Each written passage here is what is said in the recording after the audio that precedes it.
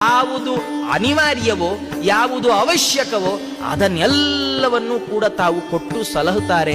ಜೊತೆಗೆ ಅವರು ಒಂದು ಕಣ್ಣೋಟ ಬಿದ್ರೆ ಸಾಕಂತ್ರಿ, ನಮ್ಗೆ ಹೆಚ್ಚೇನು ಬೇಡ. ರಾಯರ ಮುಂದೆ ನಿಂತು ನಾವೇನ್ ಕೇಳ್ಕೊಳ್ಬೇಕು? ಅಪ್ಪಣ್ಣಾಚಾರ್ಯ ನಮ್ಗೆ ಹೇಳ್ಕೊಡ್ತಾರೆ. ಅವರು ಹೇಳ್ತಾರೆ, ರಾಯರ ಮುಂದೆ ನೀವು ನಿಲ್ತೀರಲ್ಲ, ರಾಯರ ಮುಂದೆ ನಿಂತಾಗ ಅವ್ರನ್ನ ಕೇಳಿ, ಸ್ವಾಮಿ ನಂಗೆ ಒಳ್ಳೆ ಮನೆ ಬೇಕು, ಒಳ್ಳೆ ಕೆಲಸ ಬೇಕು, ಒಳ್ಳೆ ಸಂಬಳ ಬೇಕು, ಒಳ್ಳೆ ಉದ್ಯೋಗ, ಮತ್ತೊಂದು ಬೇಕು, ಮಗದೊಂದು, ಅದೆಲ್ಲ ಕೇಳಬೇಡ್ರಿ. ಸ್ವಾಮಿ ನಿಮ್ಮ ನೋಟ ನನಗೆ ಬೇಕು, ನಿಮ್ಮ ಕಣ್ಣೋಟ ನನ್ನ ಮೇಲೆ ಬೀಳ್ಬೇಕಷ್ಟೇ ಸಾಕು. ಯಾಕಂದ್ರೆ ಇದು ಯಾವಾಗ್ಲೂ ಸಿಗೋಲ್ಲ.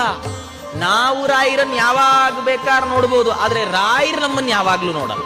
ಯಾಕೆಂದ್ರೆ ಅವರು ದೇವರನ್ನು ನೋಡ್ತಾರೆ. ಅಂತರ್ಮುಖಿಗಳಾಗಿ ಕಣ್ಣು ಮುಚ್ಚಿ ಒಳ ಮನಸ್ಸಿನಿಂದ ಭಗವಂತನನ್ನು ನೋಡ್ತಾ ಇರ್ತಾರೆ ರಾಯರು. ರಾಯರ ದೃಷ್ಟಿ ನಮ್ಮ ಮೇಲೆ ಯಾವಾಗ್ಲೂ ಬೀಳೋಲ್ಲ. ಆದರೆ ಒಮ್ಮೆ ಬಿದ್ರೆ ಏನಾಗತ್ತೆ ಗೊತ್ತಾ? ಒಮ್ಮೆ ಬಿದ್ರು ಅಗಾದ್ರಿಗಳು, ನಾವು ಮಾಡಿಟ್ಟ ಬೆಟ್ಟದಷ್ಟು ದೊಡ್ಡ ಪಾಪಗಳೇನಿದೆ